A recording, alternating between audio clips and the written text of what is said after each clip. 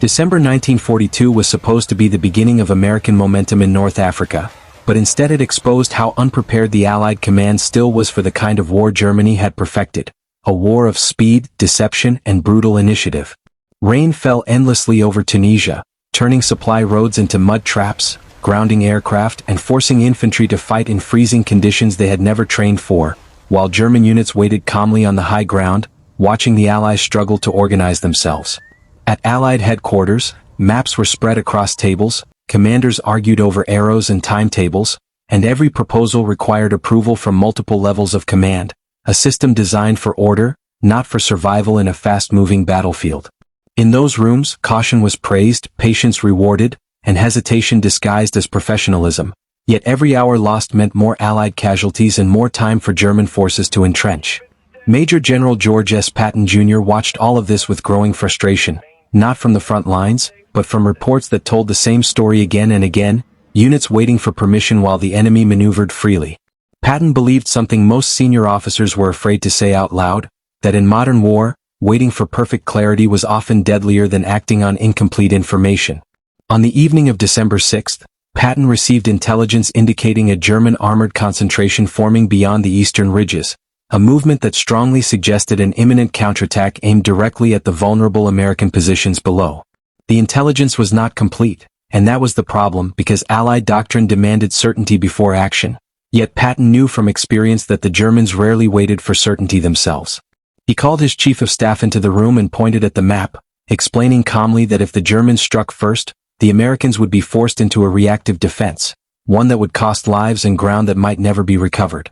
His chief of staff reminded him that higher command had ordered all units to hold their positions until further instruction, as political leaders in London and Washington wanted coordination, not independent action.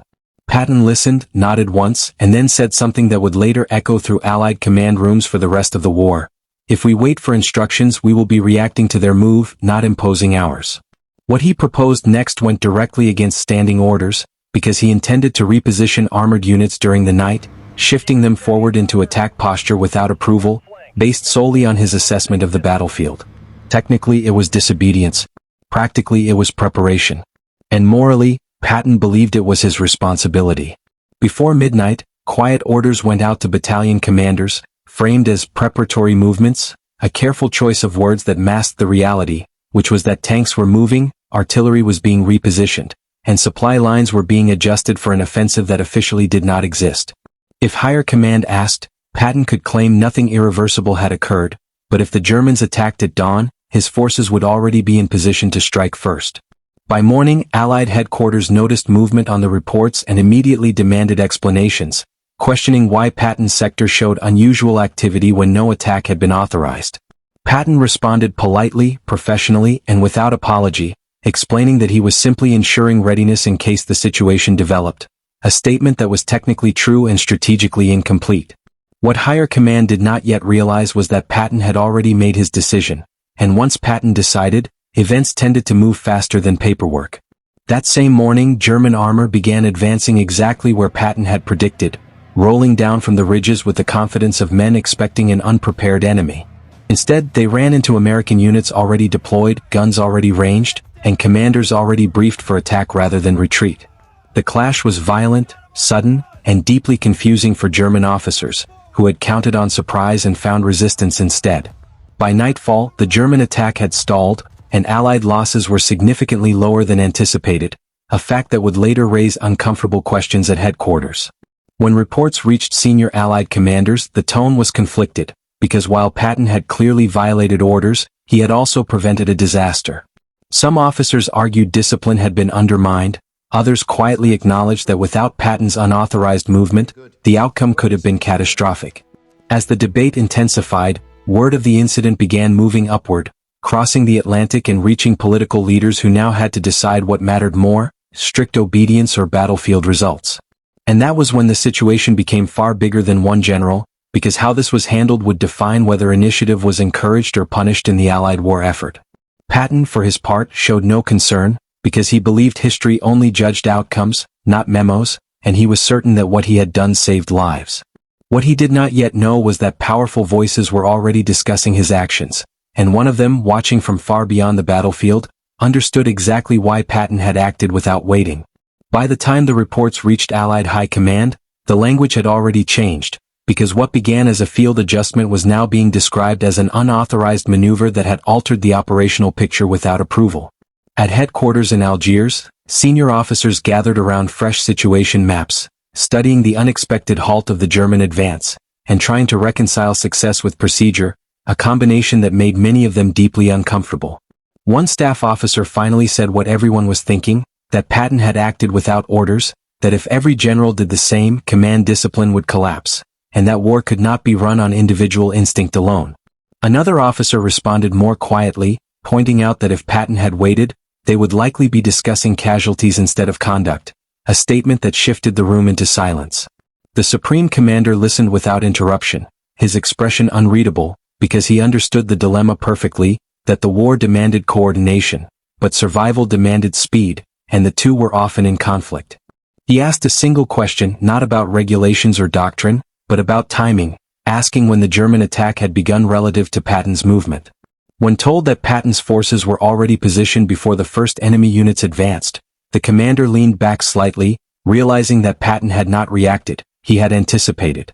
Still, anticipation without authorization was dangerous territory, especially in a coalition war where trust between allies mattered as much as battlefield success.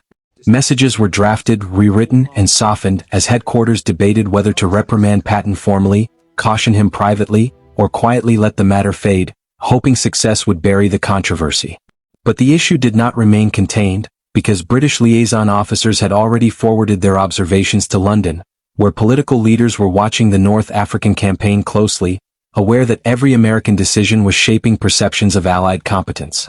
In London, the reports landed on a desk far removed from the mud and gunfire, yet deeply familiar with crisis, because the man reading them had spent years making decisions when delay meant disaster.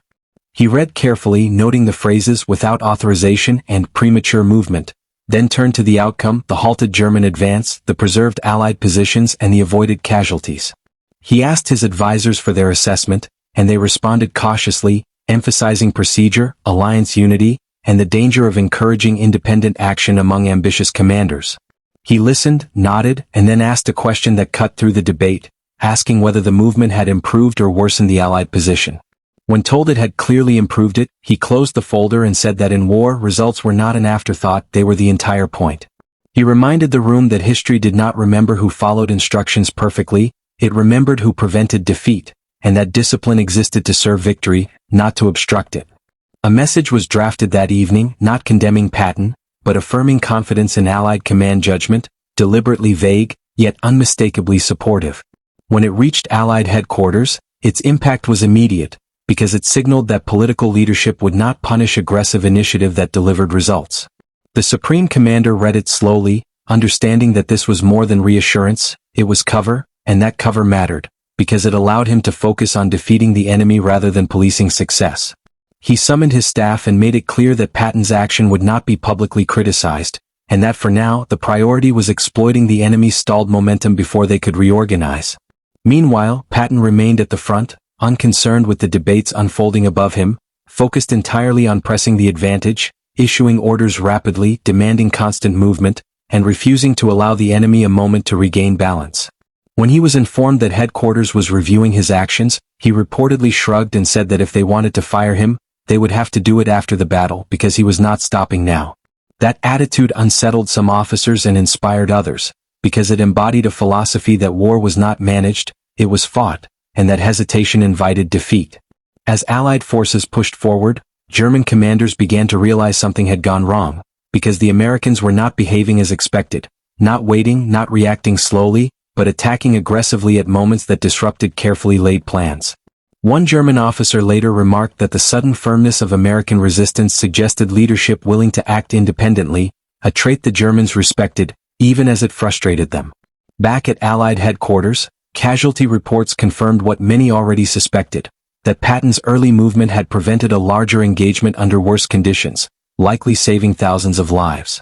The internal debate gradually shifted, not toward praising Patton openly, but toward acknowledging that modern warfare demanded commanders capable of acting on judgment rather than instruction alone.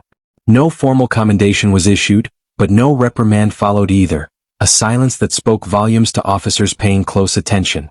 Patton understood exactly what that silence meant, that he had crossed a line, but that the line had moved, and that in future crises, initiative might be tolerated, even encouraged, if it produced results.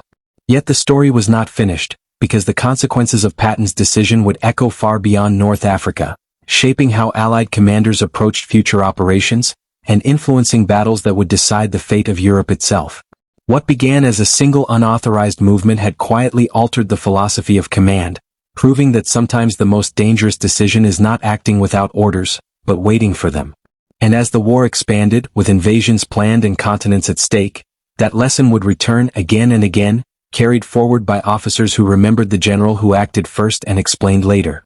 By early 1943, the North African campaign had shifted, not just on the map, but in the minds of the men directing it, because what had begun as an uncomfortable exception was now quietly becoming a lesson. Senior commanders did not speak openly about it, but they remembered what had happened when one general chose action over permission, and how the battlefield had rewarded that choice. As plans formed for larger operations, amphibious landings, deep penetrations, and multi-army offensives, a subtle change took place in how authority was exercised, because commanders were no longer asking only what the rules required, but what the situation demanded. This change became visible during the planning of the invasion of Sicily, an operation that required coordination between American and British forces on a scale never attempted before, and one where hesitation could unravel everything. Officially, the plan was precise, methodical, and carefully synchronized, but beneath the formal structure, field commanders were being given more latitude than ever before, encouraged to adapt if reality diverged from expectation. That latitude existed because leaders at the top understood something they had not fully grasped before, that rigid obedience could be as dangerous as chaos, and that victory often belonged to those who moved first. The general who had ignored orders became a reference point, not mentioned in documents, but discussed quietly among officers who understood what had changed. When unexpected resistance appeared in Sicily, local commanders adjusted without waiting, redirecting units, altering objectives, and pressing forward, confident that results would protect them from criticism. And results did. The landings succeeded, not because everything went according to plan, but because commanders on the ground refused to let the plan become a prison. This pattern repeated itself as the war moved into Italy, where terrain, weather, and enemy defenses made centralized control nearly impossible. Field commanders were forced to make decisions hourly, sometimes minutely, and those who waited for approval found themselves outpaced by events.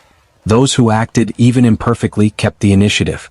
By the time preparations began for the invasion of Western Europe, the lesson had become ingrained, even if it was never officially acknowledged, that initiative was not a flaw, it was a necessity. Commanders were still required to follow orders, but they were also expected to think, to anticipate, and to act when circumstances changed faster than messages could travel.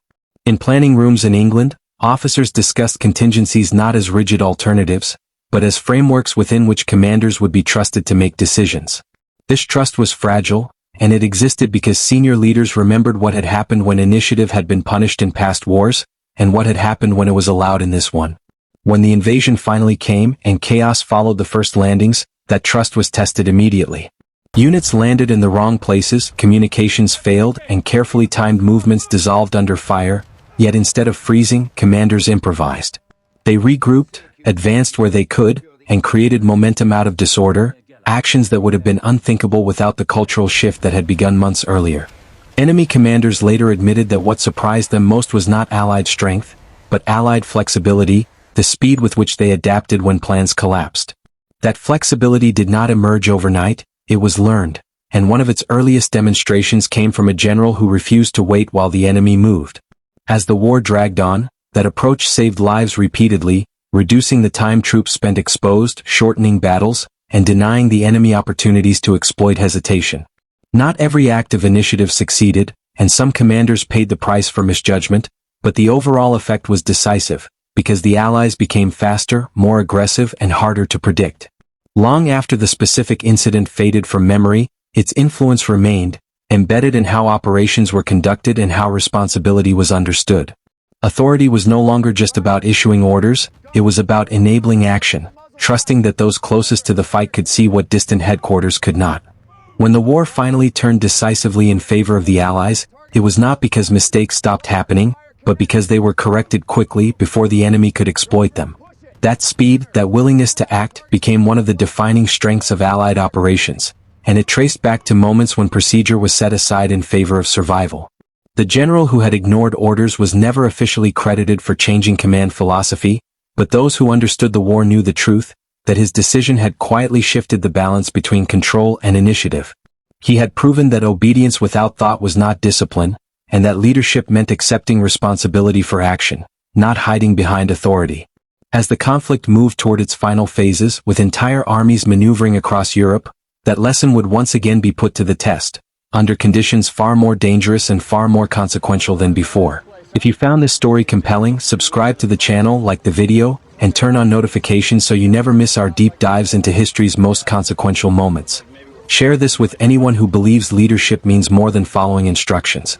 And tell us in the comments what stood out to you most: the courage to act, the risk of disobedience, or the lesson that sometimes the right decision breaks the rules.